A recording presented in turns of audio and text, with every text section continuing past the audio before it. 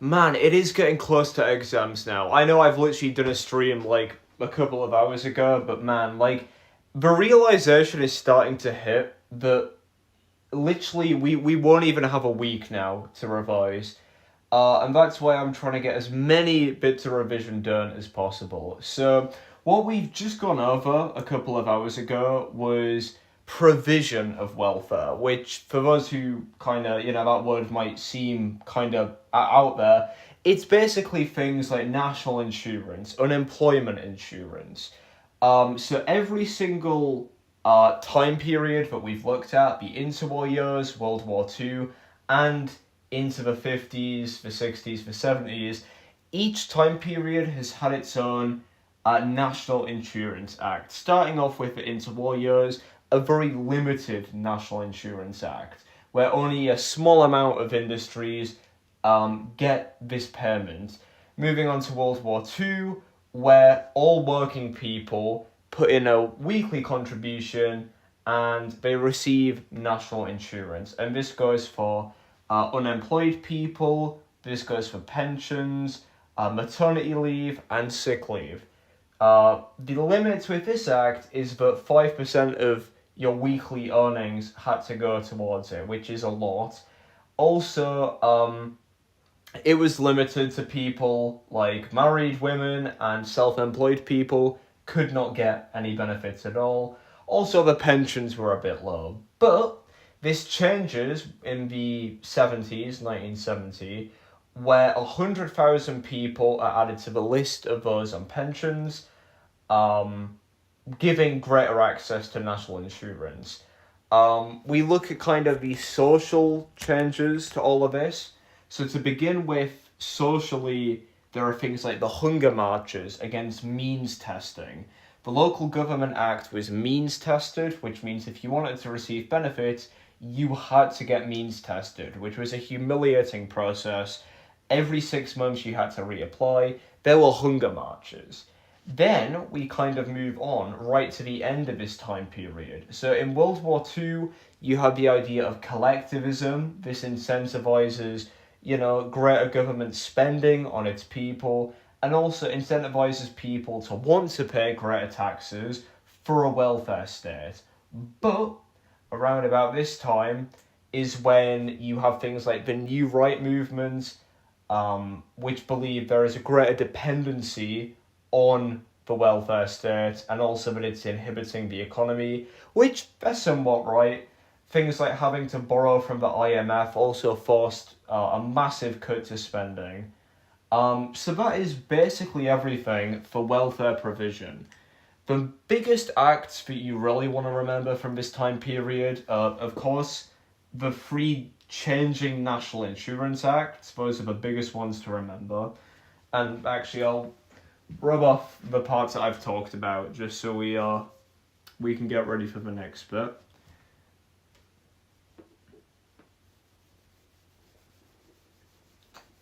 And then the National Insurance Act here.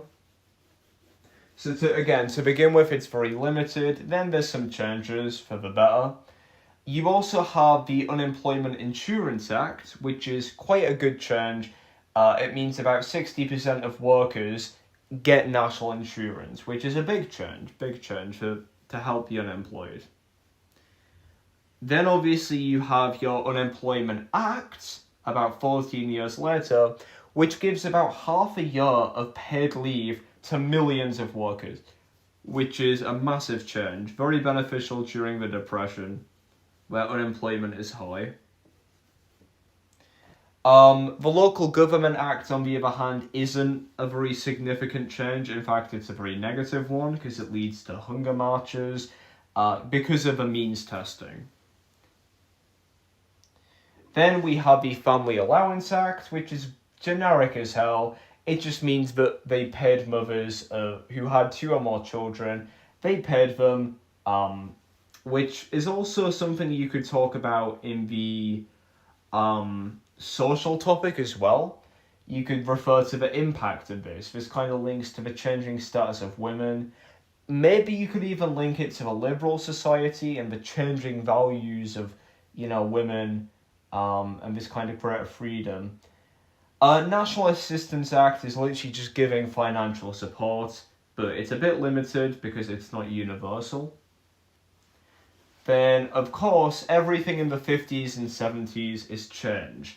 The New Right movement, uh, cutting the economy down, and also changing views in general. Less focused on collectivism, opposing high taxes, things like that. So, in 5 minutes, we've just gone over all of welfare provision. Let us go now and go on to. I don't want to go over the NHS right away because it's a meaty topic and one that I'm a bit bored of, to be honest. I don't know it too well, but I'll happily go over education because there's not much here. Just talking about education before, education after the war, and then obviously using that to talk about universities as well, which was a question. My hair is such a mess. That was an exam question 1 year talking about universities, so it could come up. That's why I want to revise. So, education. Education was provided by local education authorities. However, the 1918 Education Act transferred funding to the central government. So, that is an important one. Again, this textbook that I'm reading from is a bit shit. It does miss out a lot of things. So I don't have my laptop with me right now, but I'll happily go back over this another time if I've missed out enough details, because I don't want to mislead you guys into thinking this is easier than it is. So the Education Act... My camera is a bit of a mess today. Education Act. I'll happily draw this like a timeline, like I don't know. I've never drawn. Is is that good enough? Hold on. Might need to give a bit of wiggle room here.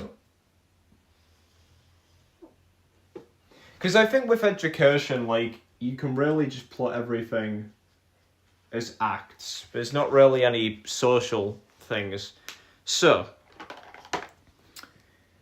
this centralizes funding and it standardizes resourcing. So this is the context. It centralizes funding for local authorities. Then we have the Hadow Committee.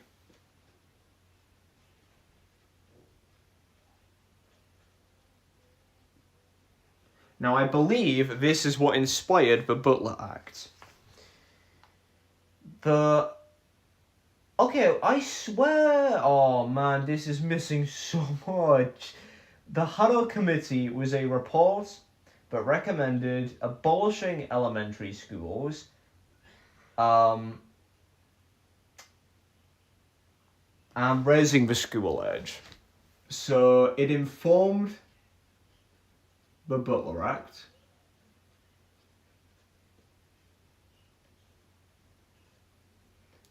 It suggests raising the age to 15, the leaver's age. And it suggests the idea of primary and secondary. This textbook is missing a lot. Like, the Fisher Education Act. Is this what the 1918 Act is? I don't know. It doesn't say.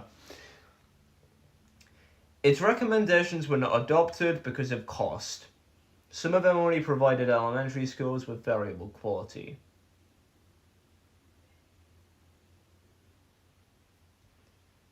So yeah, this is... Okay, you know what? Because of how bad this textbook is, I'm literally going to have to grab my laptop, because otherwise I'm not going to learn a thing.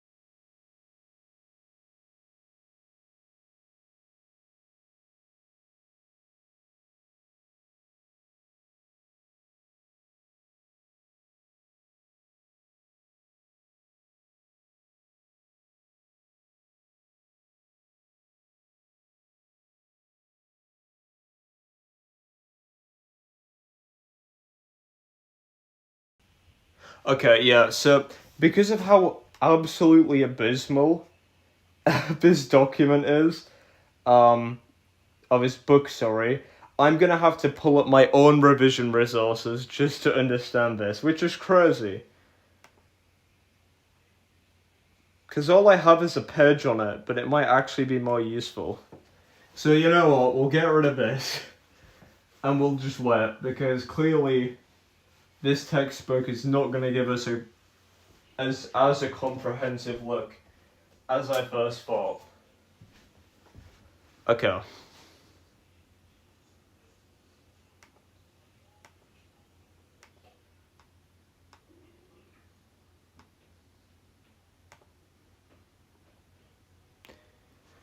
Man.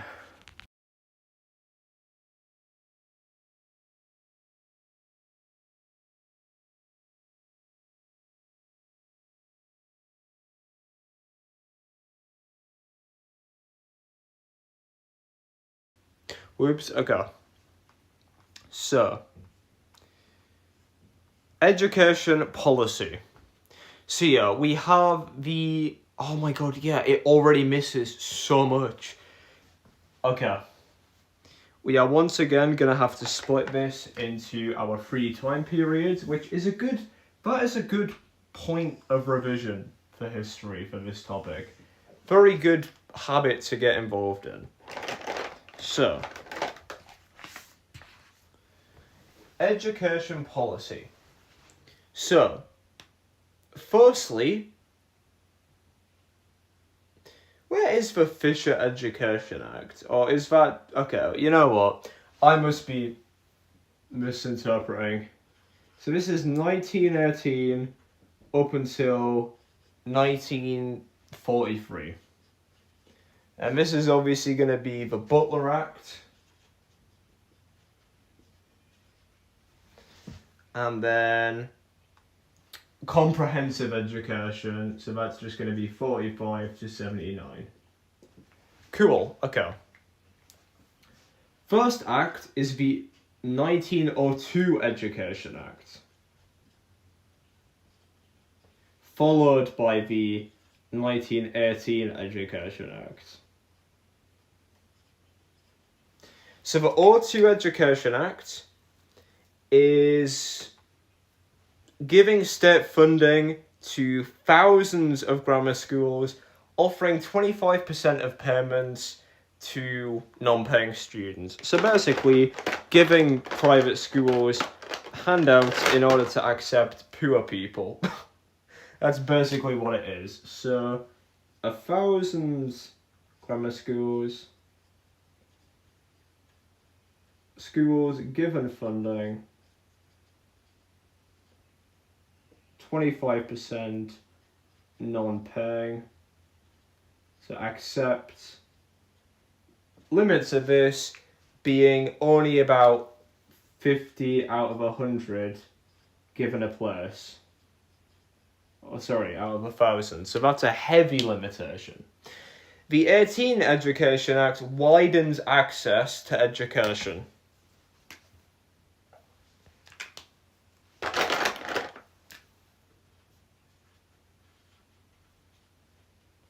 Widens access in 3 ways. The leavers age is made to be 14. There is nurseries for toddlers.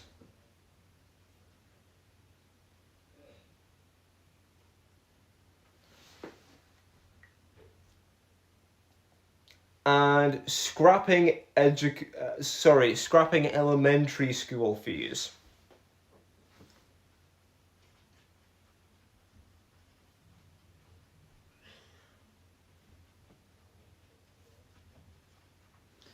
So that is a significant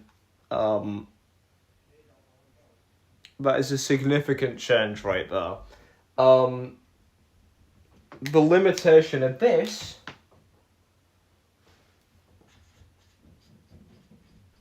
this Education Act, both acts required charity. So both of these acts, the whole education system was funded by charity. That's why it's limited.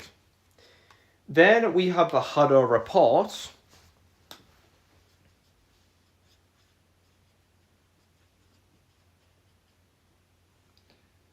And this report recommended the reorganization of schools.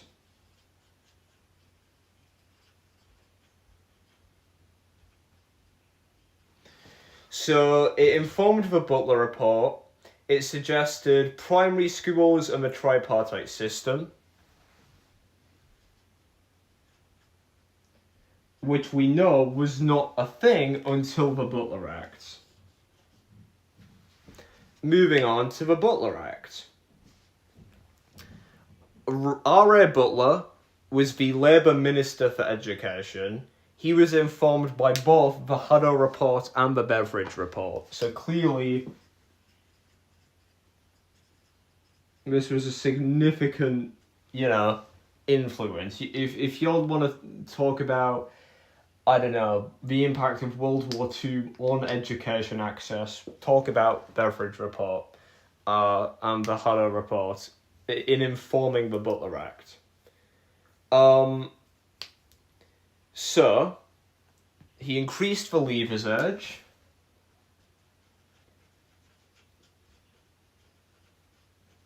To 15. That's a significant difference.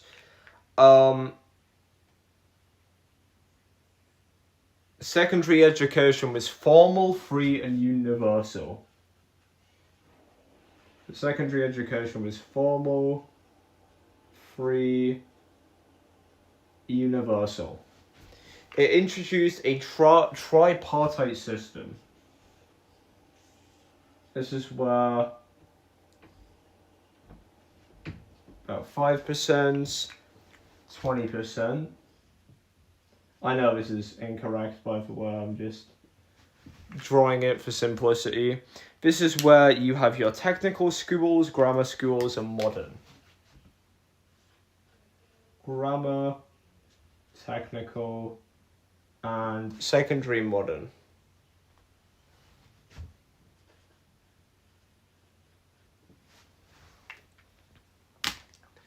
So, your modern schools, the 11 plus. It introduced the 11 plus exam, which determines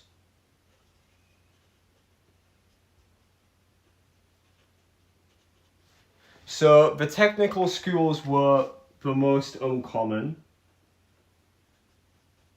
because they were very expensive, high cost, but they provided a mechanical education.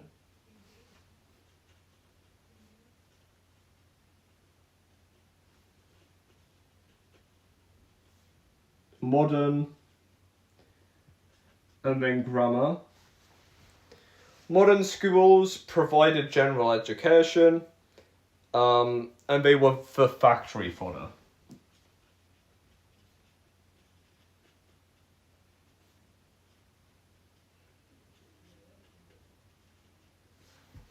And finally, the grammar schools was an academic, single-sex education.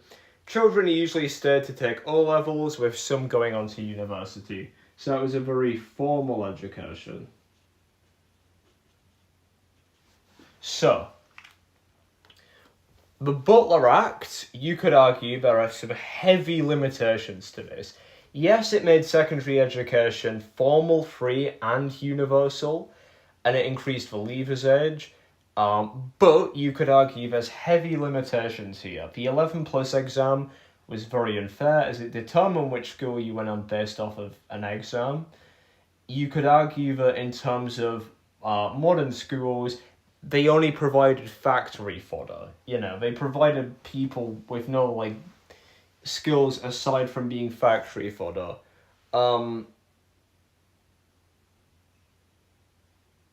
Many would work at factory jobs, so you could argue that they're not getting the same education. You could argue there's a limitation to technical schools because they had a high cost.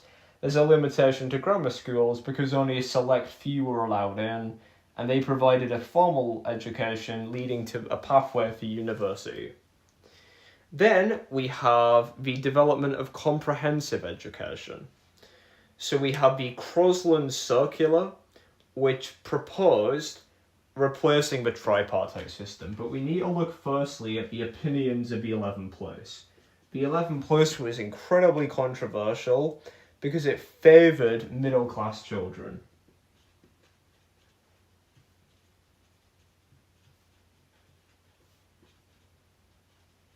And there's no parity. That's what I was saying just a second ago. But there's no significant, there's a lot of significance between modern and grammar. Grammar are obviously going to have a better formal education. Modern are going to have general education. They lead into being factory workers. Grammar lead into being, university professionals. So there's no parity. That's what the public thinks. The Crosland Circular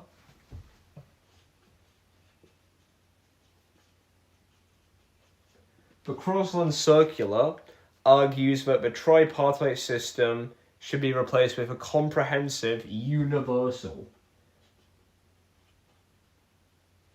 So tripartite should be replaced with a comprehensive and universal form of education. 90% of students were incomprehensive by 1979, which is the end of a time period that you'll always get asked in the question.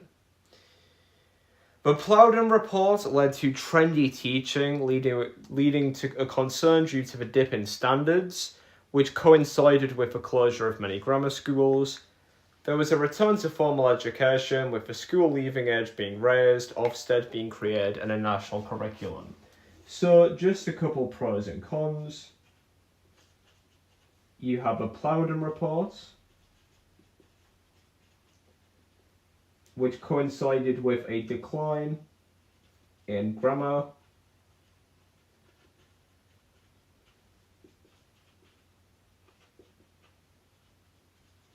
But the pros were obviously that you had the creation of Ofsted, the national curriculum, and the leaving age being 16 plus. Then in terms of university education, there's not much here. The number of graduate degrees rose over time from about 10k a year to 60,000 a year by the end of the time period. The Robbins report doubled the number of universities and led to the establishment of the Open University.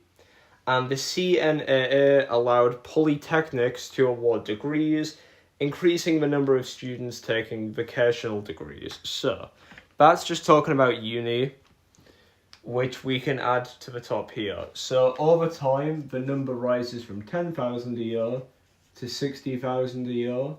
That's in 1918 to 1979. Robbins report doubles the number of universities and leads to the Open University. And the CNAA, this is around the time of this, 1965, allows polytechnics to award degrees.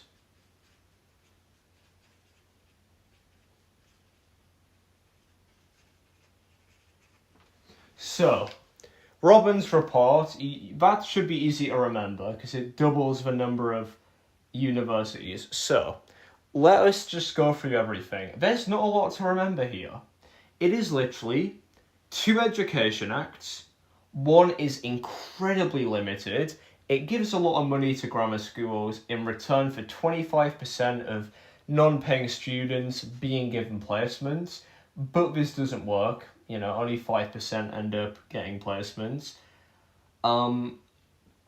Then the other Education Act does widen access. It increases the leavers age by 1 year.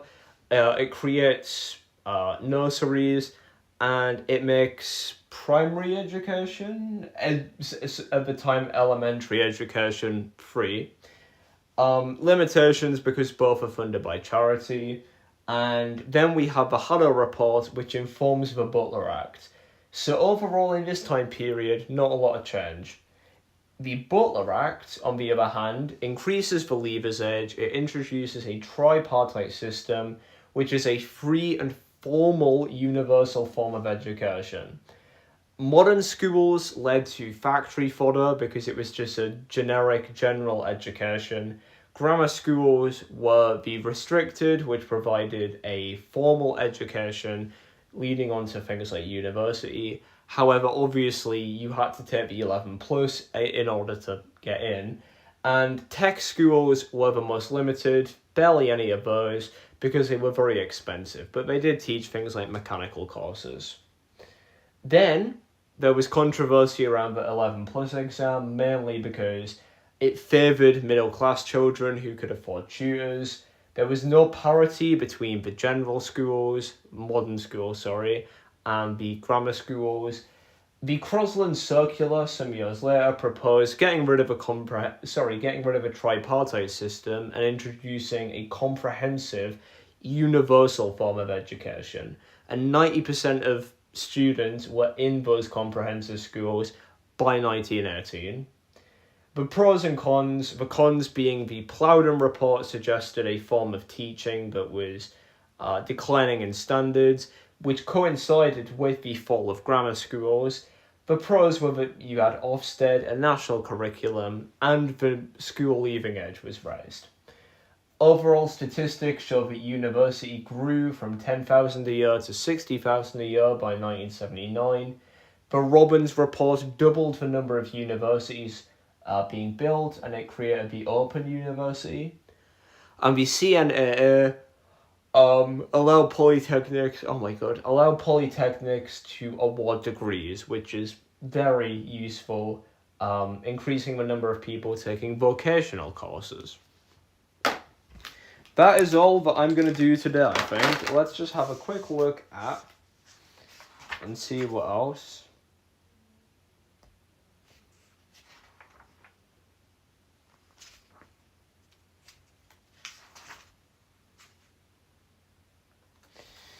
You have the Percy Report, which suggests that universities should be expanded. And, you can talk about the Butler Act expanding universities too. The Barlow Report confirmed there were far too... the Percy and Barlow reports, those are just saying that science needs to be worked on in university.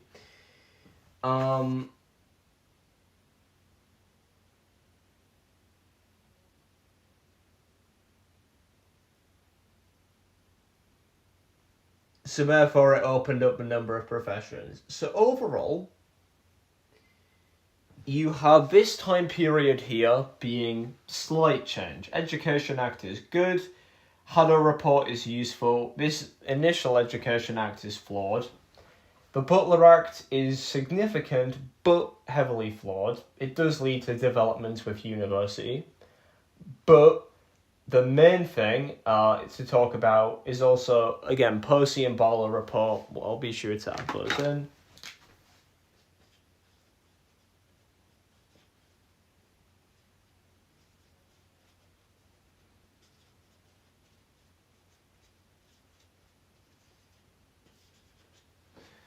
And the Butler Act widened access to university. So that's all that I'm doing today.